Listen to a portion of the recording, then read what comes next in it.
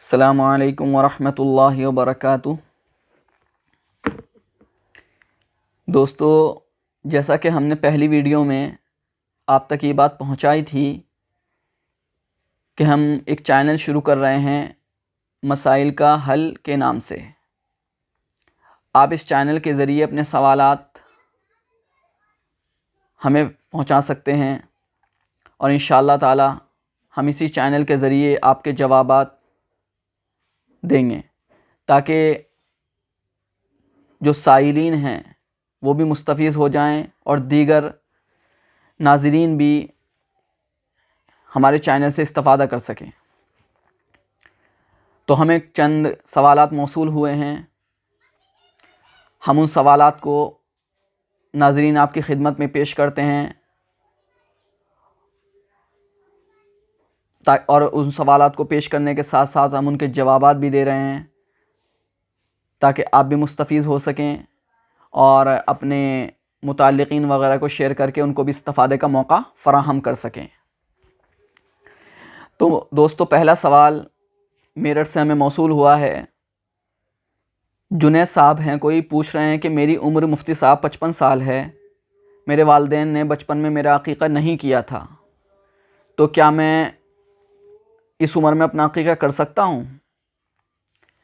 تو جنید بھائی بالکل کر سکتے ہیں، ضروری نہیں ہے کہ والدین ہی عقیقہ کریں، انسان بذات خود بھی عقیقہ کر سکتا ہے، لیکن سنت طریقہ تو یہی ہے کہ والدین عقیقہ کر دیں اور بروقت کر دیں۔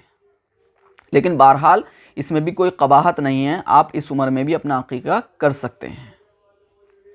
دوسرا سوال ہمیں موصول ہوا ہے بجنور سے، کوئی ساحل ہیں، پوچھتے ہیں کہ مفتی صاحب میرے گھر میں کبوتر اور مرغی پلے ہوئے ہیں، تو اکثر میرے کپڑوں پر بیٹ لگ جاتی ہے، تو کیا کبوتر اور مرغی کی بیٹ پاک ہے یا ناپاک ہے؟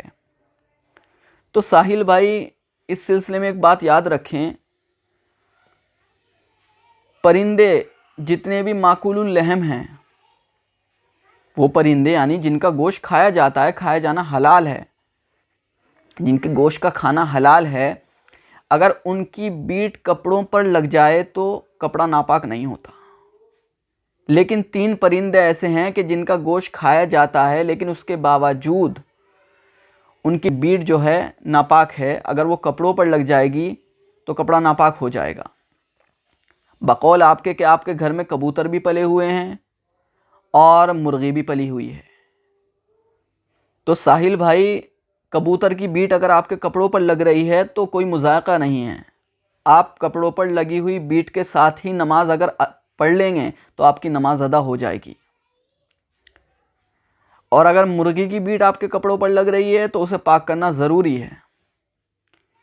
لیکن میں ایک بات کہوں گا آپ سے، بے شک ماکول اللحم جانور کی بیٹ اگر کپڑوں پر لگ جائے تو پاک ہے، مثلا کبوتر وغیرہ کی، جیسے کہ آپ کے ہاں کبوتر پلے ہوئے ہیں، لیکن احتیاط کا اور ادب کا تقاضا یہی ہے کہ اس کو بھی پانی سے آپ اچھی طرح دھو لیں، پھر اللہ تبارک تعالیٰ کی بارگاہ میں حاضر ہوں۔ اس لیے کہ جب ہم نماز پڑھنے جا رہے ہیں، جس کے سامنے ہم روبرو کھڑے ہو رہے ہیں وہ خالق دو جہاں ہیں، اس کا مقام اتنا ہے کہ ہماری تصورات کے دائرے میں نہیں آ سکتا۔ بہرحال مسئلے کی روح سے کبوتر کی بیٹ پاک ہے لیکن مرغی کی بیٹ ناپاک ہے۔ تیسرا سوال کر رہے ہیں کوئی جہانگیر ہیں میرٹھ سے، پوچھتے ہیں رحمان نام رکھنا کیسا ہے؟ جہانگیر بھائی، اللہ تبارک تعالیٰ کے نام 2 قسم کے ہیں، کچھ نام تو وہ ہیں جن کا تعلق صرف اللہ تبارک تعالیٰ کی ذات سے ہے، مثلا رحمان ہے، رزاق ہے، خالق ہے، تو ان ناموں کے شروع میں عبد لگانا ضروری ہے۔ اگر کوئی تنہا اللہ کا نام بغیر عبد کے رکھے گا، یعنی کوئی رحمان، خالق یا رزاق کہہ کر پکارے گا کسی کو، یا ایسا نام رکھا جائے گا، تو یقیناً گنہگار ہوگا۔ لیکن اللہ تبارک تعالیٰ کے کچھ نام وہ ہیں جو اللہ اور اس کے بندوں کے درمیان مشترک ہیں، جیسے رحیم ہے، رشید ہے، کبیر ہے، تو اس سلسلے میں مسئلہ یہ ہے کہ یہاں پہ لفظ عبد نہ لگانے کی گنجائش ہے، یعنی آپ کسی کا صرف نام رحیم بھی رکھ سکتے ہیں، کبیر بھی رکھ سکتے ہیں، رشید بھی رکھ سکتے ہیں، لیکن یہاں بھی احتیاط اور ادب کا تقاضا یہی ہے کہ لفظ عبد شروع میں لگا لیا جائے،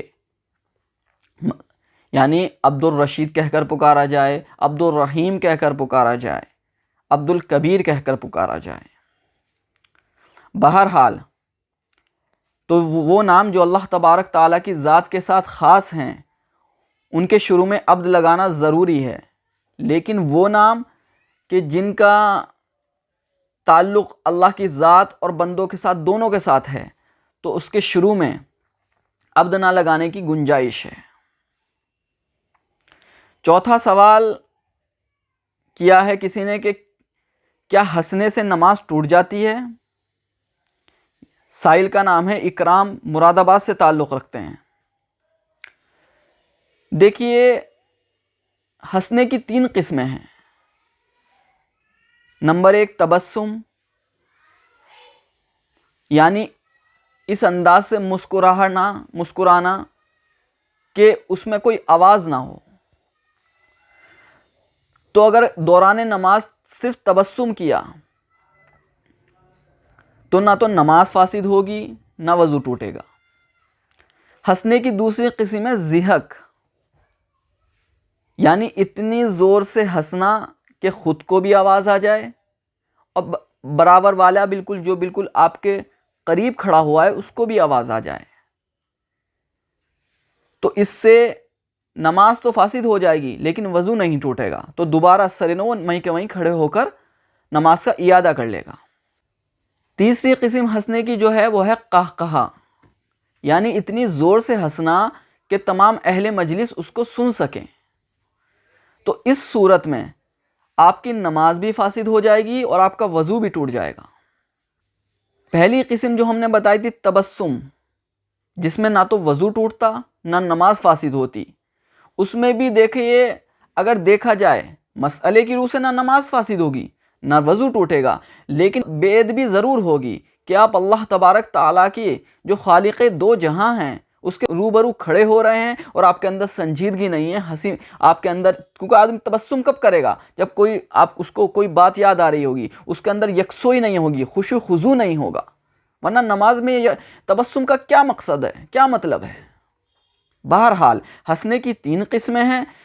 تو پہلی صورت میں یعنی تبسم میں نہ تو نماز فاسد ہوگی نہ وضو ٹوٹے گا، دوسری قسم یعنی ضحک میں نماز فاسد ہو جائے گی وضو نہیں ٹوٹے گا، اور تیسری قسم قہقہہ میں نماز بھی فاسد ہو جائے گی وضو بھی ٹوٹ جائے گا۔